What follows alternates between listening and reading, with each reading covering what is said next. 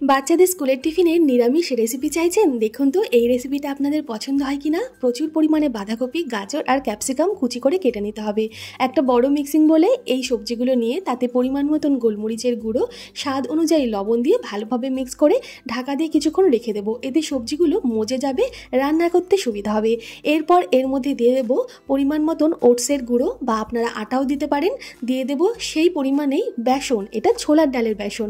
সব কিছু খুব ভালোভাবে মিক্স করে তারপর সামান্য সামান্য জল দিয়ে এটা একটা ঘন ব্যাটারের মতন তৈরি করে নিতে হবে। এইবার টিফিনগুলো তৈরি করার পালা। একটা লোহার তাওয়া ভালোভাবে গরম করে তাতে একটু তেল ব্রাশ করে ওপর থেকে জলের ছিটা দিয়ে একটু ননস্টিকের মতন করে নিলাম তাওয়াটা। এরপর তার মধ্যেই 1 চামচ কি 2 চামচ করে ওই ব্যাটারটা একটু একটু করে দিয়ে চ্যাপটা চ্যাপটা করে দিতে হবে চামচের সাহায্যে। এরপর কম আছে এপিট ওপিট একটু সুন্দর করে ভেজে নিলেই আমাদের ঝাল ঝাল মিক্সড ভেজিটেবল প্যানকেক তৈরি, যেটা বাচ্চারা স্কুলের টিফিনে খেতে কিন্তু খুব পছন্দ করবে। ধন্যবাদ।